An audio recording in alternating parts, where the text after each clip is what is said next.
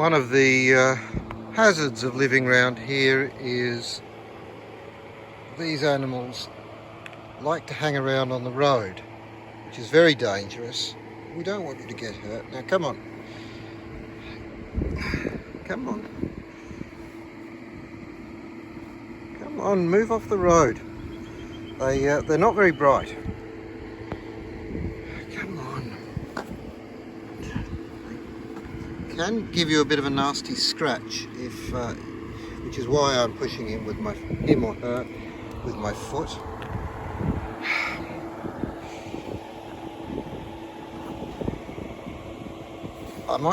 No, hang on. There you go. Hopefully this is what will happen. He or she will climb a tree. That's the spirit. Bloody hell, I've just got into the car to drive away and the koala has come down from the tree and is now back on the road, wandering down the middle of the road.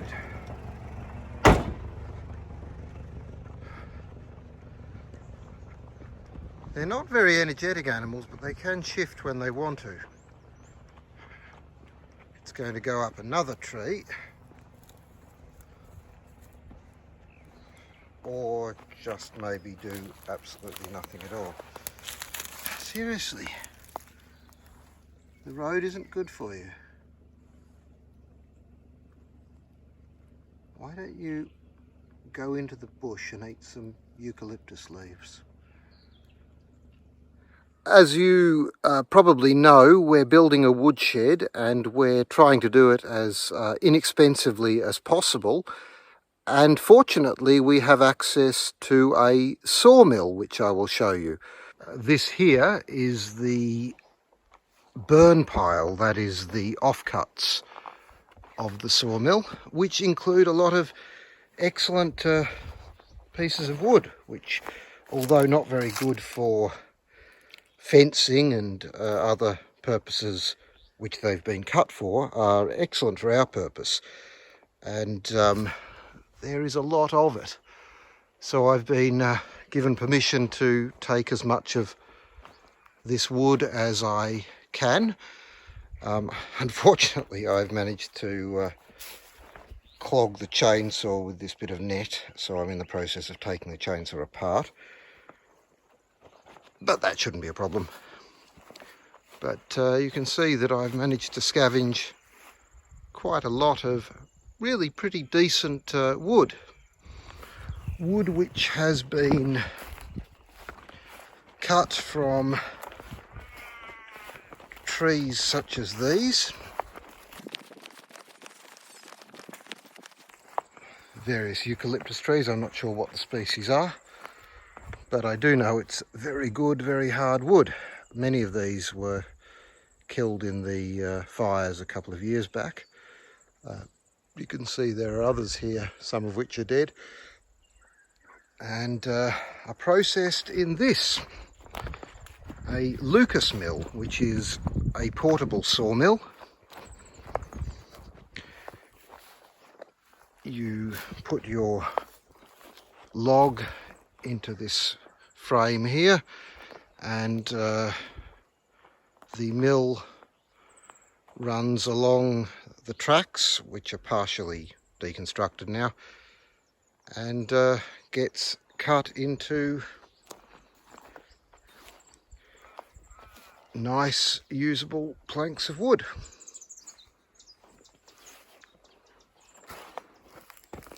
This, in case you're interested, are the details of the Lucas mill. And yes, this is some of the wood which has come out of it. It's a beautiful day here at the moment, and I am going to carry on unclogging the chainsaw and scavenging any wood which we can use. I thought I would just show you this as evidence that netting and chainsaws do not mix. This has really got very deeply into the innards of the chainsaw. Actually, it's coming off fairly easily, but yeah, try to avoid netting such as this if you're using a chainsaw. And there we have a pretty good haul of wood. Maybe not quite as much as we need for the woodshed, but it's pretty close. Not all the pieces, as you can see, are nice, neat 4x2 planks, but they'll do for our purpose, which is to say keeping the shed together. And we can trim them down if we need to. So I'll put a strap on this and drive it home.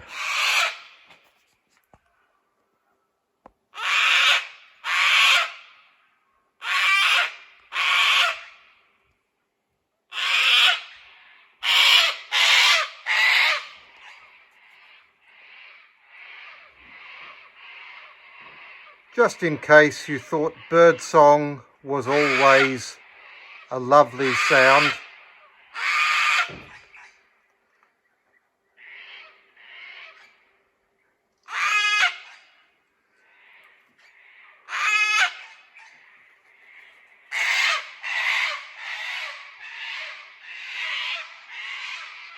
like a rusty hinge. I have managed to acquire this wood, which will be attached between the posts to form part of the frame. However, many of the pieces of wood are a little too wide. They're unnecessarily wide, and also there aren't quite enough of them. So I have decided with the bigger pieces to rip them down the middle. I've drawn the line where they are to be ripped on all of them that need to be cut, and I'm now in the process of doing that. Now, although I have quite a lot of excellent hand tools and I'm pretty well set up for woodworking on a smaller scale, I don't really have a lot of equipment suitable for larger scale carpentry, such as ripping 3-metre planks. And therefore I have built a small jig to attach to my rather old circular saw. I don't use the circular saw very much. It's not a particularly top of the range tool, and it isn't normally pretty accurate, but I have built this this fence. You can see it attaches to the base of the saw. It has this fence here, and this fence, as you can tell, can be adjusted by turning these screws, loosening these screws, and then the fence itself slides in these grooves here, and I can set the width of the boards I wish to cut. This is because all the boards are slightly different sizes, so this is a slightly different size to the last one I cut, and will be slightly different to the next one I cut. It's reasonably simple to do, and once the fence is set, it's quite easy to rip these boards in half, and that's what I'm doing now. On a side note, I realise I haven't given you a tour of this workshop since we started putting the plywood on the walls. I hopefully will give you a more detailed tour at some point in the future, but since you've had a glimpse inside it, I'll give you a very quick look around.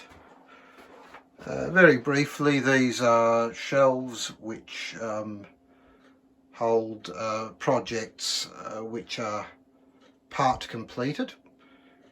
These are for storing nails and screws and dowels and other bits and pieces. This is a dispenser for paper towel using an old saw blade, and a dispenser for masking tape using an old hacksaw blade. This is a dispenser for cling wrap, which is enormously useful if you're gluing two pieces of wood together and you don't want glue to get on the workbench. You can use cling film for that purpose. It's pretty useful stuff in a workshop. These are from Aldi. They're magnetic trays. I built this plywood holder for them. I also routed out a non-magnetic tray. This is where I keep various tools, various other tools, wood carving accoutrements,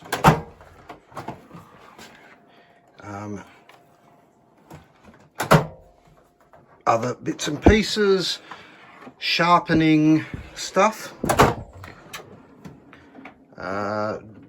drill bits and things to do with drilling. A lot of this will eventually end up hanging on the walls. I'm still building things for that, and the Dremel and a nail gun from Aldi. This is the post drill, which was originally attached here, but it was a bit of an inconvenient spot, so I've moved it to this wall here. It's very, very useful. This vise was made recently by the same company, Dawn Engineering, based in Melbourne, who built the drill about 80 years previously. They even still use the same colour for their tools. So I think that's rather a nice touch to have the vise made by the same company that made the original drill. This is a block in case I wish to split wood with an axe, as I sometimes do. It's quite a useful way of splitting wood and roughly shaping it. This is for storing pencils. This, of course, is for sharpening pencils. This glue is brilliant. If you want some really good woodworking glue, get some Purbond. It's amazing stuff. But they do recommend you store it upside down so it doesn't set at the top.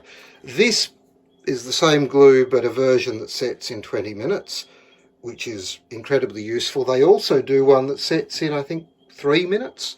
I haven't got any of that yet, but it sounds like amazing stuff.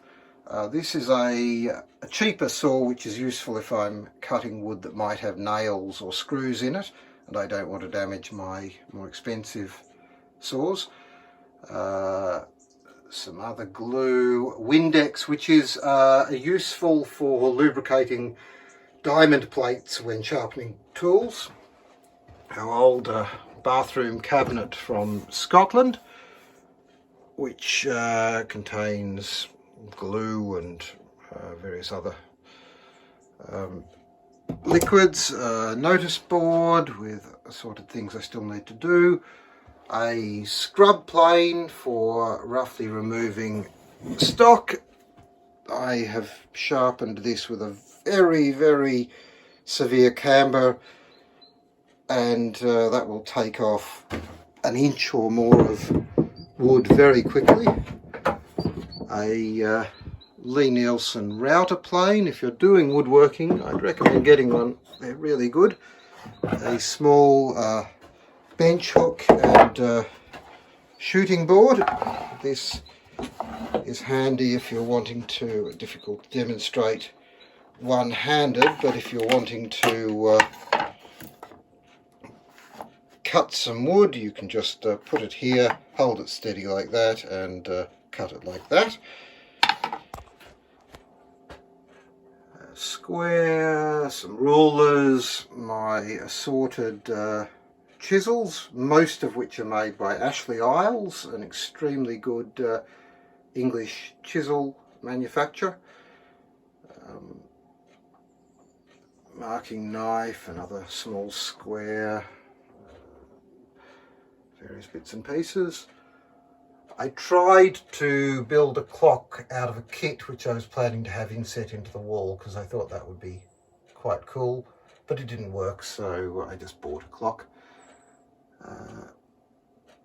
Various rabbit or rebate planes, a Japanese plane which is a wonderful little plane, a small bevel up smoothing plane, a Stanley number 5, a Stanley number 7 which I restored. In fact, you can possibly see the tote was broken off, and I got a piece of rosewood at great expense and glued it on and carved this myself, which I'm quite proud of. Fret saw, the blade broke earlier today. A hole cutting saw, a large ripping saw, which is actually quite good for finishing the cuts on those boards if the circular saw doesn't go all the way through. A smaller ripping saw, a cross-cut saw, a very fine Japanese cross-cutting saw, a dovetail saw and a bench saw made by Florup Toolworks in Michigan, excellent saws, a carcass saw made in Melbourne, a mallet which I made myself, a hammer with removable, well, a mallet really with removable nylon heads, which is a fantastic mallet. If you're going to do woodworking and you need a mallet, I'd recommend getting one of these. It's one of my most useful tools. An egg beater drill, which used to belong to my grandfather. A Yankee drill, which works the drill bits. I don't know if I'll be able to show you, but I'll try. Hang on. I'm just, there we go. The drill bits are stored in the handle like that. And again, I'll just screw that back on. You attach the drill bits to the head of it, and you then push it and it drills a hole, and it's absolutely brilliant. A brace, which is good for drilling larger holes. I'm currently building a storage shelf for this, which is a Stanley number 45 combination plane. An absolutely wonderful plane for various uses. You can Google it if you're interested. And quite a lot of clamps, which I'm currently building a rack for. Here I have a saw vise, which is very good if you're sharpening saws. All of these saws, except the Japanese ones, are resharpenable. Anyway, that's a little glimpse into my workshop. Might be nice to do a more detailed tour at some point when it's completed. I've still got quite a lot of work to do on it.